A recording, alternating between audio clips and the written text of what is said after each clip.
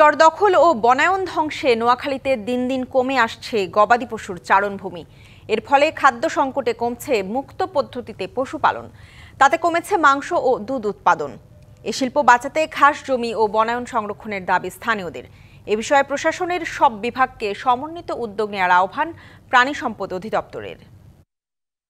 নোয়াখালীতে চরণভূমি নির্ভর মহিষ, গরু ও ভেড়ার অন্তত ২০০টি বাথান বা খামার রয়েছে। খামারগুলোতে রয়েছে অন্তত ৬৫,০০০ মহিষ, ৫৬,০০০ দেশি গরু ও লক্ষাধিক ভেড়া ও ছাগল।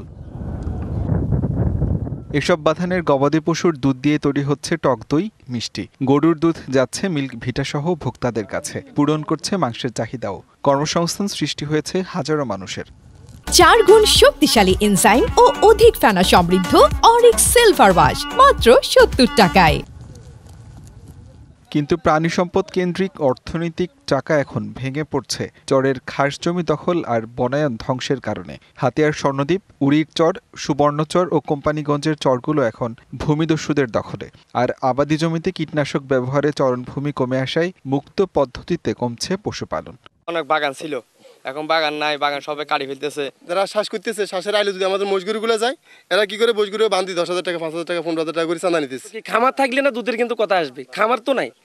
খামারের কারণে তো বসগুলো এন্টার বসগুলো মরে যেতেছে। যারা দুষ্কৃতিকারী এরা আসি বাগান কাটে, কিন্তু এরা শ্বাসবাস করতেছে। এখন আমরা খুব ভোজ গরু ভেড়ানি খুব একটা কষ্টে আছি। সংকট সমাধানে সরকারি সংশ্লিষ্ট দপ্তরগুলোকে সমন্বিত উদ্যোগ নিতে হবে বলছে জেলা প্রাণী সম্পদ অধিদপ্তর। ইদানিং দেখা যাচ্ছে যে আমাদের খামারিদেরকে তাদের সরাই দিচ্ছে এবং প্রভাবশালী কিছু মহল ওইসব জায়গাগুলিতে কৃষিকাজ করে। এগুলি নিয়ে আমরা জেলা প্রশাসনের সাথে কথা বলি, আমরা ঊর্ধ্বতন কর্তৃপক্ষের মাধ্যমে কীভাবে সমাধান করা যায় এটা অব্যাহত আছে। দখল হওয়া বনভূমি ও খাস জমি ফিরিয়ে দেওয়ার পাশাপাশি নদীতে জেগে ওঠা নতুন চরে পশুপালনের অনুকূল পরিবেশ সৃষ্টির দাবি খামারিদের। DVC news desk.